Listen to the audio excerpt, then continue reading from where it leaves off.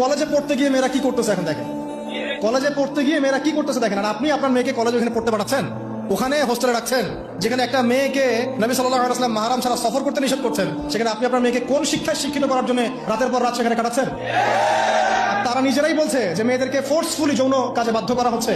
মানে ইজ্জত চলে যায়, যাক ভাই আমার সার্টিফিকেট চাই, বিষয়টা নাকি ইজ্জত যা যাক, কতজন আমার সাথে কি করে করুক, বাট আমার একটা সার্টিফিকেট চাই, একটা অনার্সের একটা মাস্টার্সের সার্টিফিকেট চাই। এটা দিয়ে আমি বিসিএস ক্যাডার হবো, এটা দিয়ে আমি প্রাইমারি স্কুলের টিচার হবো, এটা দিয়ে আমি জাতি গঠন করবো নাকি? পরে এরাই তো আপনার ঘরে বউ হিসেবে আসবে, মানে আপনার কি অবস্থা হবে চিন্তা করেন এখন। আমরা আসলে ভাই কোথায় আছি এখন? আল্লাহ পাক আমাদেরকে বোধোদয় দান করুক, দোয়া করি। তবে একটা হাদিস না বললে আমি এখান থেকে সরতে পারতেছি না। এই কথাই নবী সাল্লাল্লাহু আলাইহি ওয়াসাল্লাম বলেছেন, হু বা হু এই কথাই, একদম এটাই, যে ফিতনা ধেয়ে আসছে, লা ইলাহা ইল্লাল্লাহ, ফিতনা ধেয়ে আসছে। তার স্ত্রী জাইনাব বিনতে জাহাশ তিনি বলছেন, ইয়া রাসূলুল্লাহ সাল্লাল্লাহু আলাইহি ওয়াসাল্লাম, আনুহলিকু ওয়া ফিনা সালিহুন, আমাদের মধ্যে সৎ মানুষগুলো থাকা সত্ত্বেও কি আমরা ধ্বংস হয়ে যাব? সুন্দর প্রশ্ন না?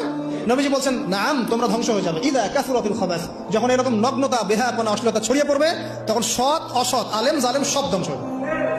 আল্লাহ পাকের গজব সময়ের ব্যাপার মাত্র। আল্লাহ পাক শুধু আসমানি বালাই দেন না, জমিনি বালাও দিতে পারেন। আল্লাহ পাক মুসলিমে ফাসাদ লাগিয়ে দিতে পারেন। আল্লাহ পাক বহিঃশত্রুকে আপনার উপর চাপিয়ে দিতে পারেন। আল্লাহ পাক দুর্ভিক্ষ দিতে পারেন।